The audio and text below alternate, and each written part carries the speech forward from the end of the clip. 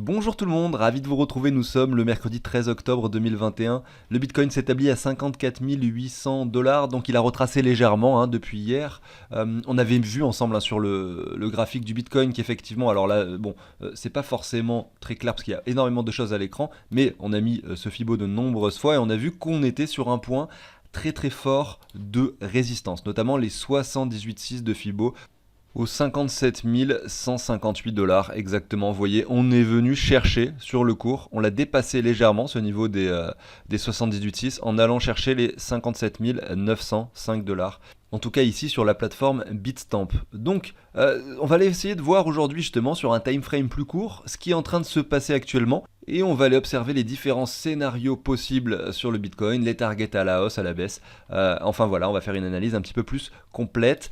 Et concernant le reste de la map, je vois un Ether à moins 1,7%. Donc voilà, on a plutôt un Ether qui stagne, un Cardano qui stagne, et des crypto-monnaies en général qui ne font pas grand-chose. Mis à part ici, regardez le Binance Coin qui a dépassé Cardano à nouveau sur le classement, qui se retrouve troisième en capitalisation, avec 77 milliards de dollars de capitalisation, et qui établit 14% sur une journée. Donc c'est pas rien, on pourrait se poser la question de savoir pourquoi le Binance Coin performe comme ça. Je ne suis pas allé voir les news et je vais pas forcément le faire, mais j'avais fait une émission il y a pas si longtemps, c'était le 27 septembre, on était, regardez, sur le BNB, donc je vous montre simplement l'image, ceux qui veulent retourner voir cette émission, n'hésitez pas, vous avez toute la partie sur le BNB sur laquelle j'avais expliqué qu'effectivement cette ligne était selon moi une très forte ligne de support et qu'on pourrait rebondir dessus. Et c'est quelque chose qu'on n'observait pas forcément sur les autres crypto-monnaies, en tout cas même à forte capitalisation. Et je m'attendais effectivement à ce qu'il reprenne de la valeur. Il valait seulement 350 dollars à ce moment-là. Et aujourd'hui, il est quand même à 100 dollars de plus, donc 460 dollars. Donc on ira voir bien sûr son graphique. On va aller jeter un œil également à Litecoin, puisque ça m'a été demandé, puis je ne l'ai pas passé depuis un petit moment. Et pour conclure, je vous en passerai une ou deux qui ont des capitalisations moins élevées et qui, selon moi, ont un potentiel. Ce sont des cryptos sur lesquels il ne faut pas forcément accorder des pourcentages énormes de son portefeuille, vous le savez, c'est plus risqué, mais c'est toujours bien d'essayer d'en déterminer quelques-unes pour diversifier son portefeuille. Voilà, donc pensez à l'abonnement, au petit like, à la petite cloche comme d'habitude. Moi, je vous passe l'intro et je vous dis à tout de suite.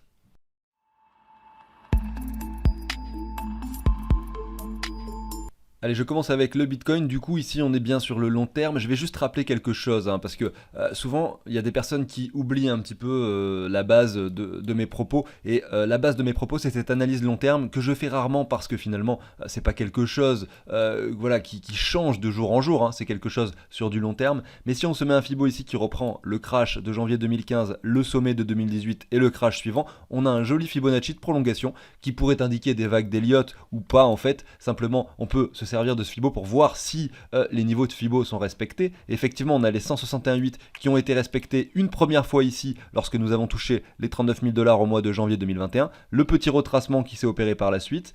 Ensuite, regardez, le deuxième objectif, donc c'est les 261,8. J'ai mis ce deuxième rectangle vert que vous voyez ici, qui représente tout simplement ces 261,8. Et bien le cours, certes, a fait un petit sommet un petit peu plus haut sur une mèche d'excès, mais regardez, si on met un graphique finalement en droite, on voit qu'on n'est pas allé beaucoup plus haut que cette zone de résistance. Et derrière, effectivement, ce deuxième niveau de Fibo des 261,8 a bien joué son rôle de résistance et le Bitcoin est retourné quand même aux 31 000 dollars avant aujourd'hui de revenir aux 54 500. Il a même touché les 57 000 très récemment. Et la question qu'on se pose, c'est est-ce que nous allons établir un nouvel ATH pour aller chercher cette target courant 2021, voire peut-être début 2022. C'est donc la troisième target, les 423,6 aux alentours des 90 000 dollars. On pourrait même bien sûr aller plus haut que ça, mais on ne va pas en parler tout de suite. Déjà, cet objectif doit être atteint avant d'essayer d'imaginer ce qui pourrait se passer par la suite. Et le deuxième scénario serait que le bull run soit potentiellement aujourd'hui terminé.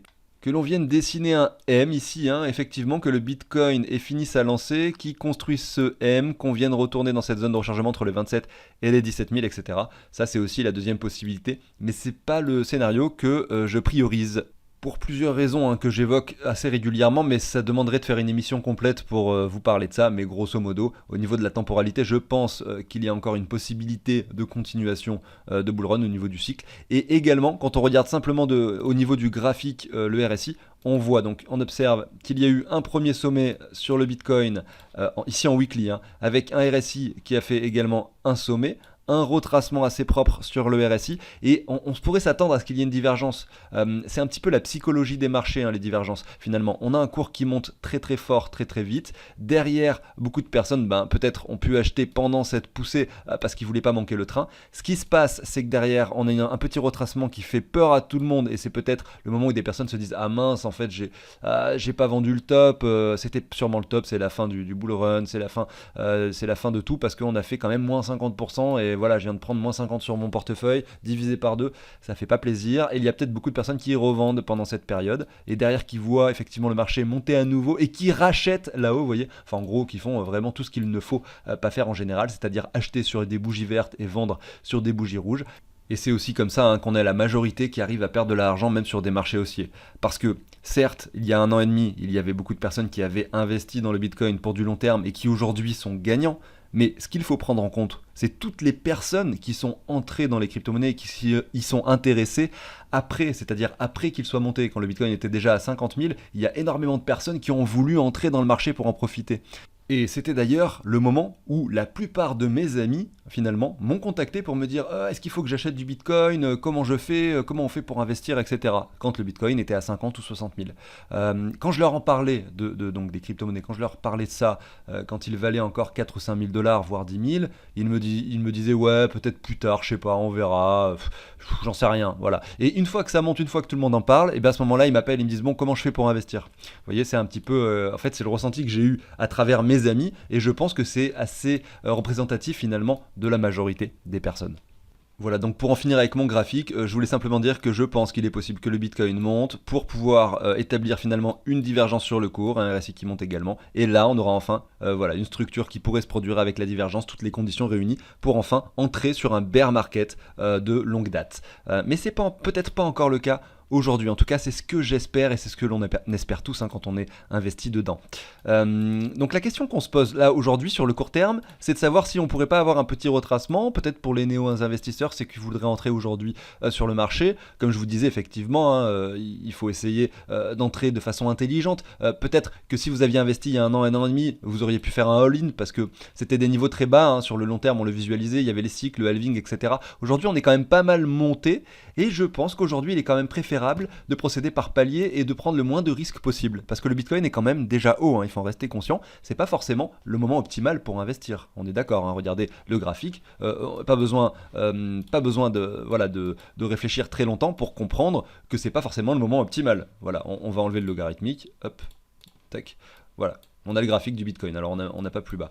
Ici, on a un graphique avec un Bitcoin qui monte, qui retrace et qui monte à nouveau. On est quand même sur un point haut là, vous voyez. C'est pas le moment optimal pour investir. Ça veut pas dire que ça va pas continuer à monter et toucher les 100 000, on sait pas. Mais il faut rester conscient qu'on peut très bien aller toucher les 100 et 200 000 pour 3 ou 4 semaines plus tard revenir sur les 50 000. Voilà, vous voyez, ça peut arriver des fluctuations comme ça. C'est ce qu'on a vu ici lors de ce sommet. Donc effectivement, ceux qui l'ont acheté par exemple à 10 000, peut-être qu'eux ils sont sauvés, peut-être, je dis, c'est pas sûr, effectivement, on ne sait jamais ce qui va se passer. Mais il est fort probable que le Bitcoin ne retourne jamais à 10 000 dollars dans les 10, 15, 20 ans qui viennent. Voilà. Alors, par contre, dire que dans les 2-3 ans, le Bitcoin, même s'il monte chercher les 100 000, il ne reviendra jamais aux 50 000, ça c'est beaucoup moins probable. Donc ça va être beaucoup plus difficile finalement d'être gagnant pour vous en achetant maintenant que si vous l'aviez fait il y a 1 an. Mais ça ne vous empêche pas de pouvoir essayer de jouer une hausse, et même sur les crypto-monnaies en général, si on a un Bitcoin qui fait x2, on aura peut-être d'autres crypto-monnaies qui peuvent faire x10. Si vous arrivez à bien les sélectionner, tout ça, peut-être que vous allez faire quand même d'énormes gains. Donc voilà, à vous de voir les risques que vous voulez prendre et surtout pensez à investir de l'argent qui ne va pas vous manquer dans votre vie de tous les jours. Je pense que c'est une des choses les plus importantes. Voilà, donc ça c'était la petite partie de l'émission pour les nouveaux, ceux qui rejoignent la chaîne ou ceux qui rejoignent le secteur des crypto-monnaies en général. Mais maintenant on va aller voir le graphique sur du plus court terme et voir ce qu'il se passe sur le Bitcoin. On va commencer en 4 heures. Alors, aparté rapide, avant juste d'aller en 4 heures, je retourne sur le journalier pour vous montrer que voilà, si on met le Fibo comme ceci, nous sommes sur un niveau fort de résistance. Ça, vous l'avez tous compris maintenant depuis le temps que je le répète, puisque nous sommes entre les 78,6 et les 61,8 ici. On peut même du coup se mettre, attendez, hop, je vais remettre le trait. On peut même se mettre la ligne horizontale comme ceci, à cet endroit-là, pour ne pas l'oublier, tout simplement, que nous sommes sur un niveau fort de résistance. Ça ne veut pas dire qu'on va pas le casser par le haut, mais du coup, vu qu'on est sur un niveau fort de résistance, on va essayer de voir s'il y a une configuration baissière qui s'opère ou qui pourrait s'opérer prochainement, en tout cas. Donc là, si on reprend simplement cette partie du graphique, on voit qu'on a jonglé sur cette ligne jaune qui était une ligne de support de très longue date, hein. C'est pareil, on peut revenir du coup, mais en fait, c'est très important de faire les comparaisons avec les time frames supérieurs, hein. Mais regardez, nous avions ici le cours qui avait été appuyé dessus, sur cette mèche également, et là, on a joué dessus également. Donc là, ce que je vous montrais juste avant, la ligne jaune avec le niveau de support, c'était ce point-là, voilà, tout simplement. On a joué dessus, et on a rebondi dessus. Donc je retourne maintenant sur mon 4 heures, voilà, je vais arrêter de changer de graphique. On a notre ligne haute, notre ligne basse. On est entre les deux, et c'est vrai qu'on vient buter sur ce point de résistance, on peut s'attendre à un petit retracement. On voit sur le RSI qu'on dégonfle pas mal. Est-ce qu'il y a eu une divergence effectuée sur le 4 heures? Eh bien regardez, là on a un sommet ici, on a un sommet plus haut ici, et là derrière on a un nouveau sommet sur le cours avec pas de nouveau sommet sur le RSI. Donc effectivement, on a notre divergence qui s'est installée sur le 4 heures. Donc ça, les divergences, ça peut nous dire, voilà, peut-être qu'on est sur un sommet provisoire, en tout cas sur ce graphique 4 heures. Et donc, eh bien, la divergence, elle est bien tracée, hein, sur le RSI, on ne fait pas de plus haut sur le cours, oui. Et en plus de ça, on a notre ligne de coup qui se situe à cet endroit-là, tout simplement. Entre les deux points finalement du RSI, on a la ligne de coup avec le point bas que l'on a cassé. Donc cette divergence, elle est confirmée. Donc sur le 4 heures, on a une indication qui nous dit, voilà, attention, le Bitcoin est peut-être prêt à aller chercher des niveaux inférieurs. Ça pourrait se traduire par un RSI qui rentre en zone de survente, comme c'était le cas ici, regardez, au mois de fin septembre 2021. C'était récent, hein, puisqu'on est sur un graphique 4 heures. Et quand nous étions dans cette zone de survente à cet endroit-là, nous étions également sur cette forte ligne de résistance, de support jaune, et vous voyez, ça n'a pas manqué, hein, le cours a joué dessus plusieurs fois avant finalement de rebondir. Donc il y avait peut-être un beau trade à faire à cet endroit-là également, hein, pour ceux qui aiment bien trader.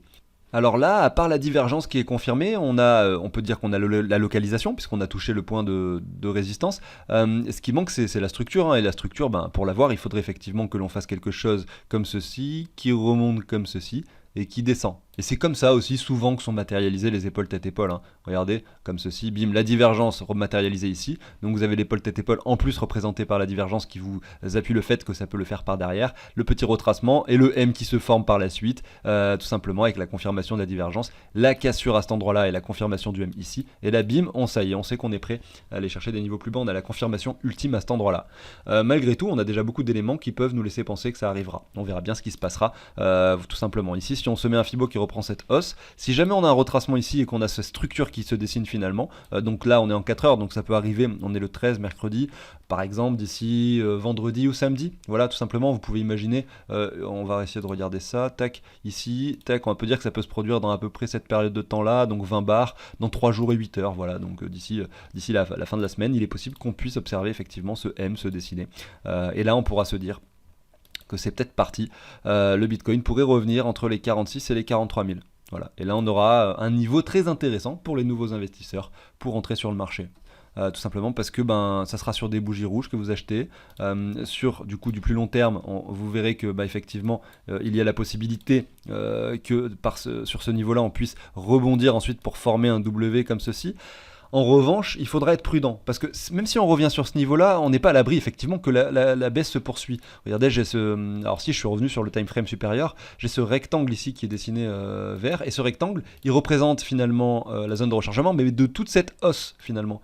Pas simplement du 4 heures là et de juste cette hausse-ci. Là, c'est vraiment toute la hausse précédente. Et ce qu'on a vu ensemble, c'est que sur toute cette hausse précédente, on n'était jamais revenu chercher des niveaux très intéressants pour acheter. Donc je me dis qu'en fait, ça peut arriver plus tard. Donc si jamais le Bitcoin devait être un peu bearish dans les jours qui viennent, la première target sera celle-ci, 45-43 000. Si jamais à ce niveau-là on voit encore qu'il y a des signaux baissiers qui nous sont indiqués par plusieurs choses, hein, le crypto fear and greed ou l'order flow ou plein d'autres éléments qu'on voit ensemble sur la chaîne au quotidien, on pourra se dire que potentiellement on sera prêt à aller chercher cette zone supplémentaire entre les 39 et les 34 000 $. Et donc si vous voulez investir, peut-être que vous pouvez vous mettre des paliers différents, mais disant je vais en acheter 50% de ce que j'en veux ici et 50 ici. Bon là c'est très basique, vous pourriez faire 20% ici, 15 ici, 25 ici, vous choisissez vos chiffres en fonction de ce qui vous semble le plus pertinent, pour mettre un pourcentage plus élevé sur l'endroit qui vous semble le plus pertinent finalement. Voilà.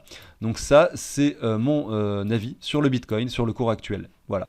Et après, bien sûr, vous avez le scénario haussier qui pourrait, effectivement, si on vient casser cette ligne que vous avez à l'écran, qui est une forte ligne de résistance qui représente les 78,6 de Fibo de la baisse là, et bien si on vient le casser par le haut, il est fort probable qu'on vienne chercher cet ancien sommet, qu'on puisse établir soit un potentiel double top, ce qui selon moi sera le plus probable si on y va, puisque vous le voyez ici, cette poussée reste précoce, et je pense que là, beaucoup de monde redeviendrait euphorique sur le marché, ce qui pourrait entraîner finalement le petit crash du Bitcoin par la suite.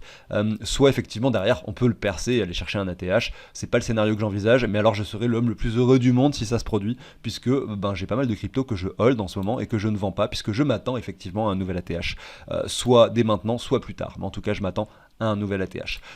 Allez, alors avant d'enchaîner avec la suite et donc le Litecoin de Binance Coin, je voulais vous parler rapidement d'un tableau que je vous partage. C'est un tableau qui permet de récapituler tous vos investissements. Si vous avez de l'argent réparti sur plein de plateformes, vous allez pouvoir mettre toutes vos cryptos ici, donc tout simplement en ajoutant leur trigramme, automatiquement leur prix est récupéré en dollars, en euros. Vous allez pouvoir dire ce que vous possédez de chacune d'entre elles en fonction des plateformes que vous avez, et donc ça va vous dire automatiquement combien vous en avez en pourcentage par rapport à votre portefeuille total. Ça va comparer ça à votre investissement de départ pour vous dire vos gains, etc. Et vous avez un onglet pour calculer les plus et les moins-values. Vous allez mettre tous vos achats et toutes vos ventes par rapport à l'euro que vous allez faire. Si vous achetez des cryptos, vous mettez achat. Si vous vendez des cryptos pour récupérer des euros, vous mettez vente, et ça va vous dire les plus-values par exemple pour cette année 2021 si vous avez encore l'historique pour pouvoir le rentrer dans le tableau, bien sûr. Il y a plein d'inscriptions à droite qui vous informent sur la façon dont fonctionne le tableau. Sous chacune de mes vidéos, vous avez la possibilité sur le petit plus d'aller sur le lien qui permet donc de télécharger le tableau, de l'obtenir en faisant une donation. Je le partage sous l'échange d'une donation. Vous avez également un lien où j'explique beaucoup mieux le tableau. N'hésitez pas à y jeter un œil juste au-dessus. Voilà, donc j'en ai fini avec ça. C'était rapide. On continue avec la suite. Alors le Litecoin, en fait j'en ai parlé il y a pas longtemps, je disais tout à l'heure que je l'avais pas fait depuis longtemps, je l'ai passé la semaine dernière, mais c'est pas grave, je vais le repasser rapidement sur le graphique par rapport donc au dollar. C'est très très propre ce que l'on a à l'écran, et donc c'est vrai que ça c'est intéressant à constater par rapport au dollar. On a quelque chose qui forme un énorme W sur du très long terme, qui le casse, en plus on est revenu tester la neckline, on poursuit la hausse, on revient à nouveau chercher ce niveau, donc deuxième opportunité d'achat, et là on reste assez bas sur le graphique, donc pourquoi pas. On est ici en haut de la zone de rechargement actuellement. J'enlève cette ligne pour qu'on visualise mieux un petit peu ce qui se passe sur le graphique. On est en haut de la zone de rechargement. On l'a réintégré. Est-ce qu'on a formé quelque chose de propre ici? On va prendre ça. Voilà, on est revenu en plus sur ces mèches deuxième fois dans la zone de rechargement de cette hausse. Et donc on peut estimer que là, on aurait un W propre s'il y avait une confirmation par la suite. Donc les niveaux actuels peuvent être achetés, je pense en tout cas pour un palier d'achat. Est-ce qu'il faut être plus prudent au cas où si on descend plus bas? Oui, mais je pense que là on pourrait consacrer effectivement une grosse partie de ce que l'on veut, parce que quand on regarde ce graphique et qu'on voit ce niveau-là, j'ai l'impression tout de même que donc ce niveau des 142 $, qui est pas beaucoup plus bas que le niveau actuel, pourrait effectivement retenir le cours de façon très durable, puisque voilà, derrière, si on a un marché qui continue à être haussier dans le secteur des crypto-monnaies, il n'y aura aucun souci effectivement pour aller chercher un ATH sur le Litecoin, puisqu'on n'en a même pas fait encore. Regardez, on a touché les 412 pile poil, un double pot top, excusez-moi, avec le cours de 2018. Voilà. Par contre, ce qu'il faut savoir et ce qu'il ne faut pas négliger, c'est que sur son graphique par rapport au Bitcoin, on fait sans cesse des nouveaux plus bas. Regardez, on fait sans cesse des nouveaux plus bas. Donc il n'y a encore rien qui nous indique qu'on est prêt à aller chercher des points supérieurs, en tout cas sur le graphique par rapport au Bitcoin. Ça ne veut pas dire qu'il ne va pas suivre la tendance. Si le Bitcoin monte par rapport au dollar, il va monter également. Mais s'il ne monte pas par rapport au Bitcoin, quel est l'intérêt d'en acheter finalement? Autant avoir du Bitcoin dans son portefeuille, on est d'accord là-dessus. On est en train de faire un double bottom à cet endroit-là par rapport au niveau précédent. Peut-être qu'en fait c'est le meilleur moment pour investir, peut-être que derrière il va enfin commencer à nous former des doubles, etc. Mais disons que c'est, on va dire, le point le plus risqué. Mais c'est là où vous pourriez effectivement établir le plus de gains sur Litecoin si vraiment il devait être amené à redevenir bullish par rapport au Bitcoin. Si vous voulez plus de confirmation, il faudra attendre un W avec une confirmation, une cassure de cette première trendline là que je viens de dessiner à cet endroit-là, si ça arrive, et derrière, pourquoi pas, aller casser dans un dernier temps, on va dire pour une dernière confirmation, ce niveau-là qui avait fait office de support de nombreuses fois. Il faudrait vraiment venir le casser pour estimer que cet actif pourrait prendre de la valeur de façon durable par rapport au Bitcoin. Si on regarde le Binance Coin, qui lui finalement a pris énormément de valeur, mais qui selon moi ne reviendra jamais, enfin en tout cas on peut jamais dire jamais, on ne sait pas évidemment, mais il est peu probable qu'il revienne sur les 40 voilà, ou les 30 ou les 20 dollars, parce qu'il a une utilité très importante dans la finance décentralisée qu'il n'avait pas avant. C'est comme si c'était quasiment pas le même token finalement, parce qu'aujourd'hui il a beaucoup plus d'utilité, il est beaucoup plus utilisé et il le restera probablement de façon durable. Donc selon moi, on peut dire que toute cette partie du graphique, finalement, avant que ce token devienne utile dans la finance décentralisée, n'est plus à prendre en compte aujourd'hui. On a ça, on a un graphique qui est monté très très fort, très très haut aux alentours des 700 dollars, le retracement, et là on a l'impression qu'il atteint un point d'équilibre désormais. Il était clairement surcoté quand il était ici, hein. Regardez, il retrace de 700 ici à 200 dollars, tout simplement parce qu'il y avait eu une sorte d'euphorie dessus.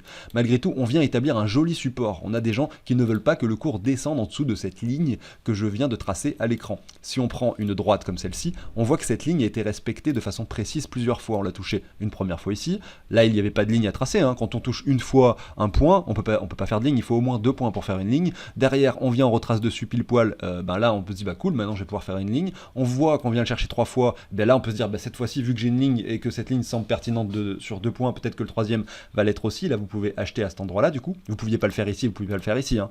Vous avez compris le principe de la ligne. Et derrière, on vient le chercher une troisième fois. Et c'était sur cette quatrième partie de retouche là sur la ligne que j'avais fait une émission consacrée à ce sujet en vous disant peut-être que c'est le super moment pour acheter du Binance Coin. Effectivement, bon, il performe un peu plus que les autres, en tout cas sur ces dernières périodes, puisque il est à 13% aujourd'hui. Voilà, aujourd'hui, bon, sur ce graphique, on voit que non plus, c'est pas une hausse non plus fulgurante, hein, qu'on a ici. C'est simplement un rebond sur cette ligne de support. Aujourd'hui, on a un graphique qui pourrait nous dessiner un W comme ceci, vous voyez, un W qui pourrait être confirmé par la suite. Donc aujourd'hui, c'est probablement pas le meilleur moment pour acheter du Binance Coin, notamment parce que sur 24 heures, on est à 13%, plus que le reste, et donc on n'achète pas des cryptos qui sont en train de monter, hein. On achète plutôt des cryptos qui sont plutôt sur des points bas. Là, c'est pas le cas. Par contre, ce qu'on peut se dire, c'est que si on reprend ça et qu'on met un Fibo, on voit que là, on est revenu dans la zone de rechargement de façon très précise lorsqu'on est venu toucher cette ligne. Donc, il y avait une confluence entre les deux. Et derrière, si on vient casser le niveau ici des 500 dollars approximativement, et qu'on a une bougie en hebdomadaire qui vient clôturer au-dessus des 500 dollars, pardon, on aura un signal fort d'achat pour une poursuite haussière sur le Binance Coin. Donc c'est quelque chose qu'il faudra suivre avec attention. Par contre, si le marché hésite un petit peu plus longtemps et que l'on revient sur cette ligne, eh bien écoutez, encore une opportunité d'achat. Je dis pas qu'on va pas aller plus bas, attention, hein, mais encore une opportunité d'achat. Ce sera encore une touchette sur cette ligne de support. Et peut-être que le W, peut-être que cette confirmation et cette cassure pourra se faire par la suite, avec un W dans un W qui marche par la suite. Vous avez compris le principe.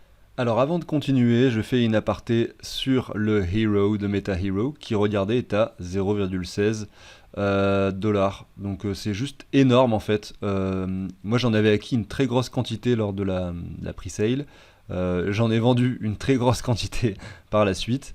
Et grosso modo, hein, les 90% de Hero que j'ai vendu genre 2 jours ou 3 jours, je sais plus combien de temps après finalement la pre-sale et après le listing, valent autant finalement que les 10% de Hero qui me restent aujourd'hui. Voilà, donc c'est pour vous donner un ordre d'idée un petit peu de la chose. Mais jamais je n'avais imaginé une seconde qu'il pouvait faire une performance comme celle-là. Aujourd'hui, le token vaut 16 centimes de dollars. Pour ceux d'entre vous qui ont pu en acquérir lors de la pre-sale ou alors même après lors du listing, effectivement, vous êtes probablement très gagnant aujourd'hui. Et félicitations à vous, il a quand même été listé au prix de 0,2 centimes. Donc si on prend les 0,16 et qu'on le divise par les 0,2 centimes, donc 0,2 centimes, ça fait 0,002 dollars en fait, tout simplement.